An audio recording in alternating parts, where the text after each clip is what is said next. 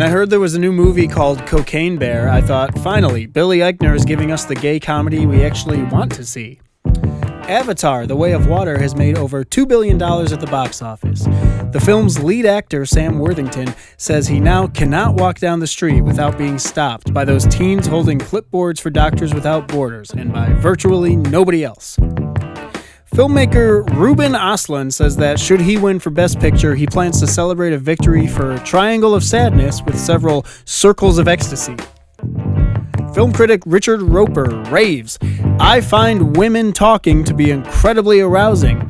Also, that new Sarah Polley flick was intellectually stimulating." Causeway. "If I wanted to watch a miserable woman cleaning a pool, I'd follow my wife into the backyard in June." Nominated this year for Best Actor is Bill Nye, who apparently is not Bill Nye the Science Guy, but is in fact a celebrated actor who has been famous for decades, or as I call him, indisputable proof of the Mandela effect. A recent poll by The Hollywood Reporter found that given the choice between dining at the restaurant in the menu and watching Mrs. Harris Goes to Paris a second time, most people would choose the restaurant and the certain death it entails. I think I personally would try to rewatch the Mrs. Harris thing and thus evade perishing, but around the third time she redundantly wins a low-stakes lottery, I'd be like, never mind, plate the appetizers, hand the sous chef a gun, I can't handle any more clinical hysteria over a fucking dress.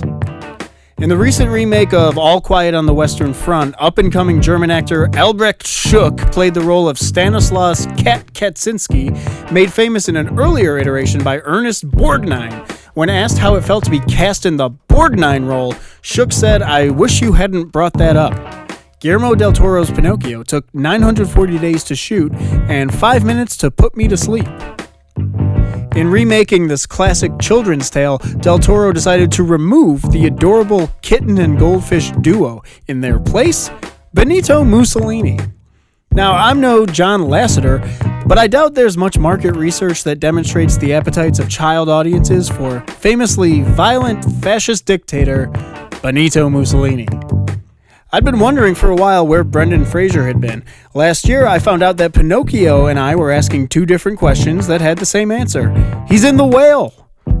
Hong Chau is nominated in the Best Supporting Actress category for her role in The Whale, and I think she should win for convincingly portraying somebody who's been answering Brendan Fraser's phone calls for the past decade. It was a big year for our 90s leading men. Brendan Fraser triumphantly re-emerged from retirement to deliver a breathtaking, career-defining performance, and Tom Cruise dressed up like a fighter guy again. Made people call him Maverick. Val Kilmer reprised his role from Top Gun while also helming an intimate, critically beloved documentary, and Tom Cruise wore those cool shades some more. Talking Heads frontman David Byrne is nominated for Best Original Song, which means he'll likely be at the Oscars telecast, which goes to show God is not answering my prayers. My pleas for him to recede back into obscurity remain ungratified. Nominated for Best Original Song are both Lady Gaga and Rihanna, as they each work toward their respective EGOTs. For the Emmy portion of her EGOT, Rihanna performed at Super Bowl 57, and Lady Gaga remains ready and waiting to eulogize Tony Bennett. Andrea Riseborough is up for Best Actress for her performance in To Leslie, which received a limited release both in theaters and in the Venmo payment notes to several influential Academy members. Baz Luhrmann gave us a film about an eccentric white artist with a funny first name who was taken in and accepted by all the coolest and most brilliant black artists of his day. Dream Factory, indeed. Cool movie, Baz. It was a big year for actors transforming themselves.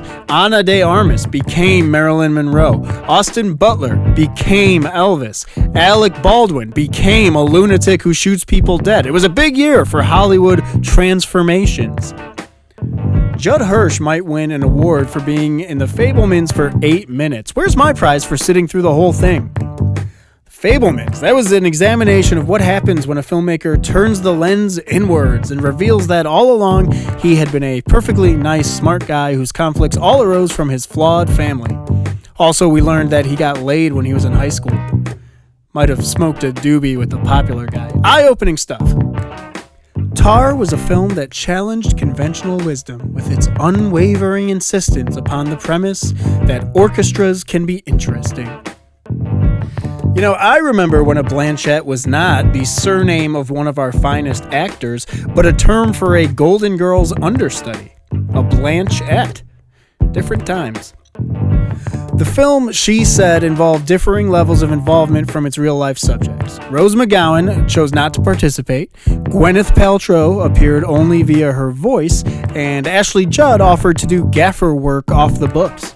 When veteran Academy members received their screener copies of Tar and She Said, a representative for the group said, "Hey, I thought we were doing movies about minorities now. Why do these all seem to be about us and our abhorrent behavior?"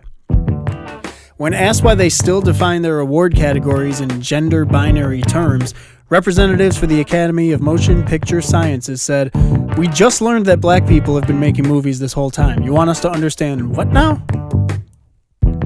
Responding to the widely shared Oscar so white criticism, the Academy in 2017 gave the award for Best Picture to Moonlight. That was after they had ceremoniously given it to La La Land and then waited for viewers at home to be too confused or tired to care. The Academy gave Moonlight Best Picture like Jay Leno gave Conan the Tonight Show. In either case, all anyone remembers is rich people fighting over a made-up thing, and all I remember is Jimmy Kimmel's sadistic glee in both instances. Getting the Academy to recognize the work made by people of color is like getting Stephen King to pay for Twitter. They of course could do it, they just really don't want to. It's about the principle. Say what you will, but you can't say these folks are unprincipled. Now, but the Academy knows how to respond to criticism. When Sachim Littlefeather used the Oscar stage to criticize the industry's abhorrent treatment of Indigenous Americans, the Academy did the right thing. They waited 14 years and they gave Kevin Costner an award for portraying a guy who tolerated some Native persons for a while. The Academy Awards are where Adrian Brody was given a platform to forcibly tongue-kiss a woman of color without consent, at a time when that was the sort of horrifying, disgusting behavior that typically only occurred off-screen.